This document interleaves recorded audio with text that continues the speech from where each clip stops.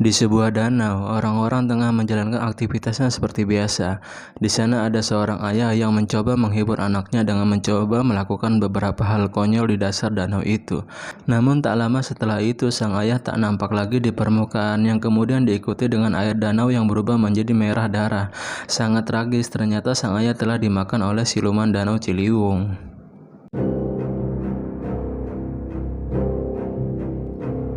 Kemudian datang seorang tabib yang mengaku sebagai pembasmi siluman. Sebut saja dia Kangkung. Dengan ritual yang Kangkung lakukan, dia berhasil membunuh ikan pari. Dia bilang bahwa ikan pari inilah yang selama ini menjadi monster Danau Ciliwung. Singkat cerita, warga pun menjadi senang karena kini merasa aman. Tak lama setelah itu, datanglah seorang pemuda bernama Kalakai. Dia mengatakan bahwa ikan pari itu bukanlah siluman danau. Sedangkan siluman danau yang asli masih berkeliaran bebas di danau itu. Kangkung merasa diremehkan sebagai pembasmi siluman, tak terima dan malah menuduh Kalakai sebagai orang gila yang tak tahu apa-apa. Kemudian Kalakai diikat agar tidak mengganggu semua lagi. Semua orang yang merasa keadaan sudah aman melakukan pertunjukan dengan berenang ria di danau itu. Alangkah naasnya karena ucapan Kalakai kini terbukti. Ada seekor makhluk buas yang mulai mendekati danau itu. Sayangnya Kalakai yang diikat hanya bisa berteriak. Alhasil korban pun bertambah dan yang lain mulai ketakutan dan menyelamatkan diri. Namun siluman itu bisa mengeluarkan lidahnya menarik mangsanya. Cara terakhir yang bisa Kalakai lakukan adalah menyuruh semua orang agar tetap diam di tempat. Terbukti hal ini cukup efektif. Tetapi kemudian seorang anak mengacaukannya karena ketakutan berlari mencari ibunya. Alhasil anak itu pun dimakan oleh siluman danau itu.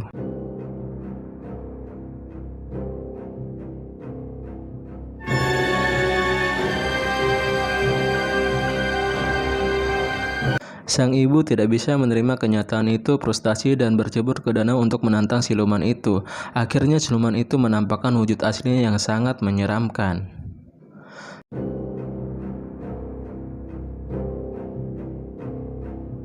Selanjutnya ada seorang bayi dalam keranjang yang mau jatuh ke danau. Beruntung Kalakai datang menyelamatkannya. Jembatan pun patah yang kebetulan mengangkat siluman itu. Bersama Kangkung, Kalakai memanfaatkan kesempatan ini untuk melemparkan monster itu ke batang. Tapi karena perbedaan berat yang jauh, mereka kesulitan melakukannya. Warga yang membantu pun juga sia-sia. Lucunya datang wanita gemuk seperti Gentong yang berhasil membantu. Monster pun terlempar ke batang. Monster itu berubah wujud asli menjadi manusia. Warga emosi berniat membunuh siluman itu.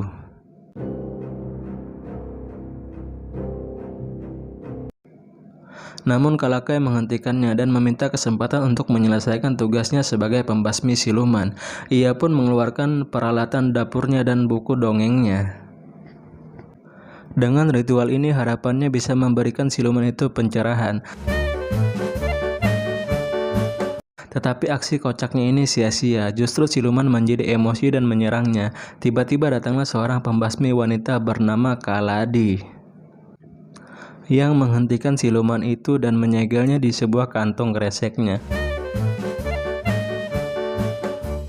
Lalu dia menemui Kalakai untuk memastikan apakah dia juga seorang pembasmi siluman. Kalakai berusaha meyakinkan dengan menunjukkan buku ritualnya yang tak lain adalah buku dongeng. Kalakai sedih dan kecewa pergi menemui gurunya yang berbadan gemuk seperti Gentong dan menceritakan kegagalannya hari ini. Guru pun menjelaskan bahwa siluman danau yang baru saja dia hadapi itu dulunya seorang manusia yang baik hati dan tidak sombong serta rajin menabung. Dikisahkan pada suatu hari ia menyelamatkan anak di sungai, tetapi warga salah sangka mengira dia adalah seorang penculik, lantas membunuhnya dan membuangnya ke dasar sungai sebagai makanan ikan. Lalu tumbuhlah kebencian di dalam Di sini Kalakai mulai ragu dengan kemanjuran buku dongeng yang dia gunakan sebagai senjata itu.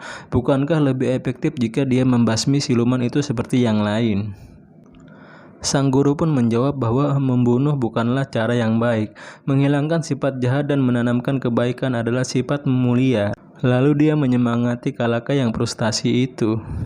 Di tempat lain, dua orang remaja datang ke sebuah kafe di tengah hutan. Mereka disambut oleh pelayan dan menunjukkan makanan daging babi. Dan terakhir, pelayan mempertemukan mereka dengan bosnya, yaitu adalah seorang pria glowing yang aduhai. Sampai pria itu membuka mulutnya yang ternyata menakutkan. Mencoba melarikan diri dan mereka baru sadar kalau puluhan daging babi itu bercampur dengan mayat manusia. Beberapa lama setelahnya, Kalakai juga datang ke kafe itu. Di dalam dia melihat banyak pengunjung yang menikmati makanan. Namun bagaimanapun juga dia ini adalah seorang pembasmi siluman. Dengan mata batinnya dia mampu melihat banyak mayat di tempat ini. Ketika ditunjukkan menu daging babi panggang, dengan jelas dia melihat daging bercampur mayat manusia. Kemudian Kalakai memberitahu pelayan kalau dia adalah pembasmi siluman. Sampai pada akhirnya Kalakai memukul pelayan itu, tetapi dia tidak cukup hebat untuk mengalahkannya. Beruntung sang Kadi datang membantunya. Dengan mudah dia menghajar semua siluman itu dengan brutal meskipun kalah jumlah. Tetapi dia tetap lebih unggul dengan senjata andalannya yaitu gelang sakti. Ternyata siluman yang ada ini hanya sebagai pemanasan saja. Dan tiba akhirnya dia berhadapan dengan bos siluman yang mampu mengimbanginya. Beberapa kali terkena serangan, membuat siluman itu menampakkan wujud aslinya yang ternyata adalah seekor babi hutan. Siluman itu tak mau kalah, dia pun mengeluarkan senjata andalannya yang mampu melukai sang Kadi. Begitu ada kesempatan, sang Kadi menyuruh Kalakai untuk membantunya dengan mencium siluman babi itu. Awalnya Kalakai menolaknya karena siluman itu memiliki wajah yang sangat menjijikkan. Sampai secara tak sengaja dia melakukannya yang membuat siluman babi itu tersedot di dalam tubuhnya. Sang Kadi kemudian menciumnya sehingga siluman itu beralih ke tubuhnya. Terakhir dia memasukkan siluman itu ke dalam karung, namun sayangnya siluman itu sangat kuat sehingga menghancurkan karung ajaibnya. Melihat situasi yang semakin mengkhawatirkan, mereka pun kabur meninggalkan tempat itu yang hancur. Tiba di sebuah sungai yang aman, sang Kadi membuka pakaiannya dan menyuruh Kalakai menekan luka yang ada di dadanya untuk menghentikan pendarahan. Kalakai yang memiliki cita-cita menjadi biksu pada awalnya pun menolaknya. Namun karena ini mendesak, dia pun terpaksa melakukannya. Namun ternyata sang Kadi memiliki perasaan yang lebih terhadap Kalakai dan meminta Kalakai untuk menciumnya. Tak ingin hilap, Kalakai pun menolak dan pergi dari tempat itu. Keesokan harinya Kalakai kembali menemui gurunya. Sang guru lalu menceritakan mengenai kisah dari siluman babi yang dihadapi Kalakai itu. Siluman ini dulunya adalah seorang pria baik hati dan tidak sombong serta rajin menabung. Tetapi semasa hidupnya dia diperlakukan secara tidak normal karena memiliki wajah yang jelek seperti babi. Meskipun begitu, dia berhasil menikahi wanita yang dicintainya. Tapi sang istri malah selingkuh dengan pria lain, dan saat dia memergoki istrinya, di saat itulah dia dibunuh. Karena kebencian yang sangat besar di dalam jiwanya, dia pun bangkit menjadi siluman dan bersumpah akan membunuh siapapun yang ditemuinya. Setelah mengetahui hal itu, Kalakai meminta gurunya untuk membantunya mengalahkan siluman babi itu. Tapi gurunya menolak dengan alasan sibuk bekerja. Dia kemudian menyarankan kepada Kalakai agar meminta bantuan kepada Sun Gokong. Tak lupa dia kembali memberikan buku dongeng untuk menghilangkan kebencian di dalam jiwa hati Wukong. Singkat cerita, Kalakai pun berangkat dengan melalui sebuah hutan. Tetapi naasnya di sana dia terperangkap oleh sebuah jebakan. Kemudian datang sebuah kereta dengan sekelompok orang yang mengaku dari barat yang bertugas membasmi siluman sekaligus membunuh pembasmi siluman. Di dalam kereta itu juga keluar beberapa orang yang menjadi tawaran mereka. Geng ini lalu menginterogasi mereka satu persatu. Jika ada terbukti sebagai pembasmi siluman, mereka pun langsung dibunuh. Kalakai yang ketakutan mulai ragu untuk mengakui profesinya. Tetapi kemudian sang Kadi mendekat dan mengatakan kalau mereka adalah sepasang suami istri yang sedang bertengkar. Kalakai mencarinya ke hutan dan tak sengaja dia terperangkap. Demi untuk membuktikan hal ini, geng tersebut meminta mereka agar bercocok tanam.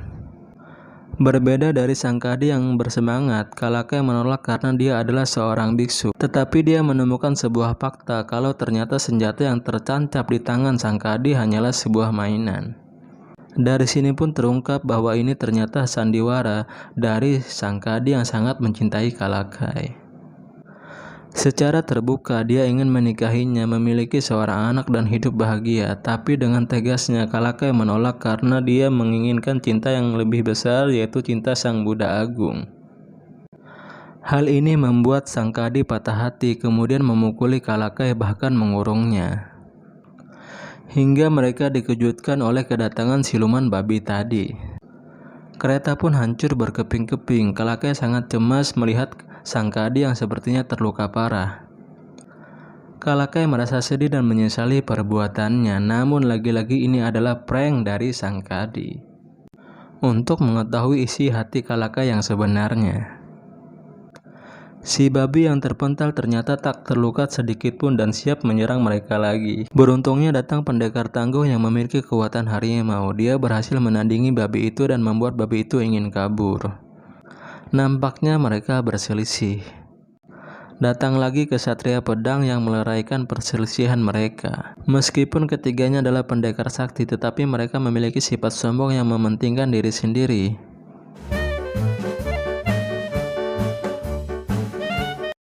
Kalakai yang merasa muak dengan semua ini berniat pergi, melanjutkan perjalanan. Kemudian Sangkadi meminta agar diizinkan menemaninya. Tetapi dengan tegas Kalakai menolaknya dan malah menyalahkan Sangkadi karena sudah menghambat perjalanannya. Sangkadi pun merasa emosi dan merobek-robek buku dongeng milik Kalakai dan kemudian memukulinya. Tetapi hal itu tidak mengubah pendiriannya dan tetap pergi sendiri.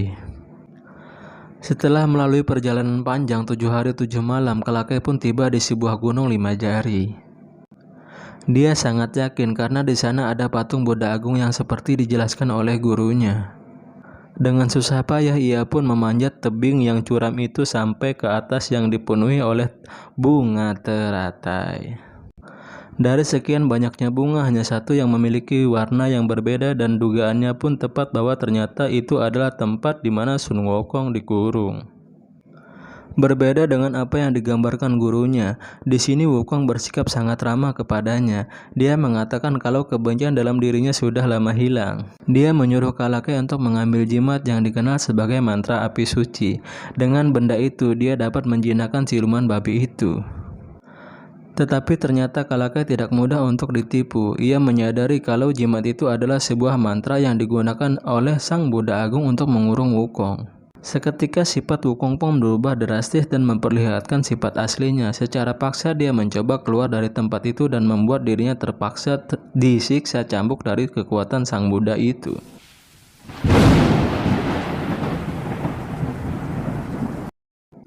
Kalakai lalu menasihatinya jika Wukong bersedia untuk membantunya menjinakkan siluman babi, maka dengan sendirinya kebaikan akan tumbuh di dalam dirinya sehingga suatu saat dia bisa keluar dari tempat ini. Awalnya Wukong menolak, tetapi dia berubah pikiran setelah Kalakai memberinya pisang. Wukong lalu menjelaskan bahwa siluman babi ini sangat menyukai pesona wanita yang menari di bawah sinar rembulan. Tiba-tiba Sangkadi datang yang ternyata telah mengikutinya karena merasakan khawatir. Meskipun Kalakai tidak senang karena kedatangan Sangkadi, tetapi tidak punya pilihan lain lagi. Sangkadi yang tidak bisa menari pun diajarkan beberapa gerakan oleh Wukong. Singkat cerita, di bawah sinar bulan, Sangkadi menari sembari diiringi musik oleh Kalakai. Disinilah Kalakai menyadari bahwa Sangkadi tidak seburuk yang dia pikirkan. Akhirnya siluman babi itu pun terpancing datang. Wukong lalu memanggilnya untuk masuk ke dalam lubang dan dengan sihirnya berhasil mengubah wujud siluman babi itu menjadi babi kecil yang lucu. Kini dengan mudah Sangkadi pun bisa memasukkan siluman itu ke dalam kantong ajaibnya. Setelah semua selesai, Sangkadi kembali mengungkapkan perasaannya pada Kalakai dan memberikan cincin sebagai bukti perasaannya. Namun sayangnya Kalakai yang berharap menjadi biksu bersikeras menolak dan berniat menghancurkan jarinya sendiri. Sangkadi yang merasa patah hati akhirnya sadar bahwa cintanya tak bisa dipaksakan dan dia tidak akan berharap lagi. Wukong mengatakan bahwa sudah lama ia tidak melihat indahnya cahaya bulan karena terhalang oleh teratai putih itu. Kalaka yang bersimpatik mencabut teratai itu, tetapi ternyata itu adalah sebuah segel yang sebenarnya. Alhasil tempat itu pun runtuh dan Wukong berhasil bebas. Dia pun menampakkan wujud aslinya dan berniat membunuh Kalakai. Kalakai yang sudah terpojok lalu berdoa kepada Sang Buddha Agung yang membuat Wukong semakin emosi dan menyiksanya. Tak lama kemudian datanglah 3 pendekar sebelumnya, yaitu Kesatria Harimau, Kesatria Pedang, dan Kesatria Kaki. Pada awalnya Wukong diremehkan karena tubuhnya yang kecil. Mencoba unjuk kesaktian, pendekar harimau maju lebih dulu, tapi dengan mudahnya dia dihabisi Wukong. Giliran Kesatria Kaki yang menyerang menggunakan telapak kaki ke raksasanya.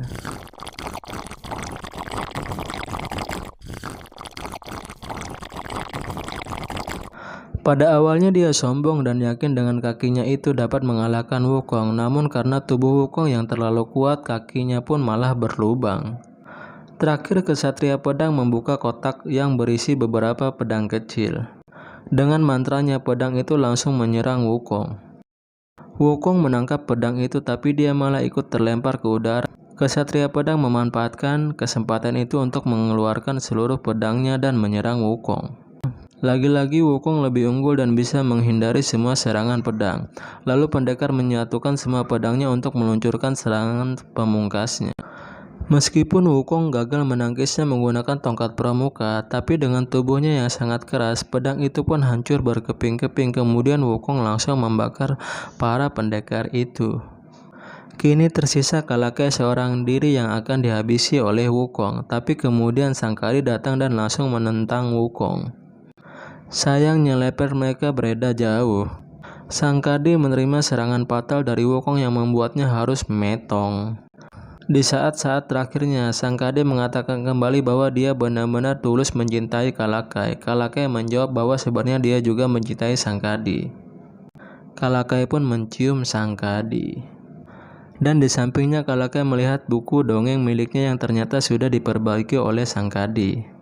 Dia pun membaca bukunya dan seketika seluruh lukanya pun sembuh serta dia diselimuti oleh cahaya Sang Buddha. Dengan doa yang ia lakukan, patung Buddha pun bangkit kembali. Wukong yang sangat emosi segera menghancurkan patung itu dengan hanya sekali pukulan saja.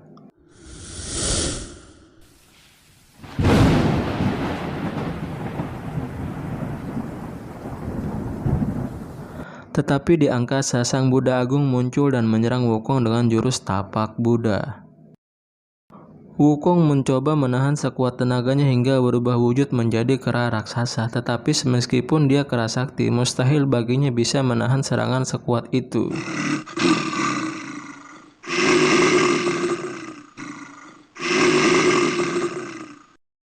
Tiba-tiba Shin beralih kepada padang rumput yang memperlihatkan Wukong sangat trauma dengan apa yang baru saja dia alami. Kemudian Kalakai datang untuk menenangkannya dan mengangkatnya sebagai murid, serta memberikan gelang peninggalan Sang Kadi yang dirubah menjadi mahkota. Singkat cerita, guru Kalakai memberi tugas agar Kalakai melakukan perjalanan religi untuk mengambil kitab suci di wilayah barat demi membebaskan umat manusia dari penderitaan dengan 3 muridnya, yaitu Wukong, siluman babi, dan siluman ikan.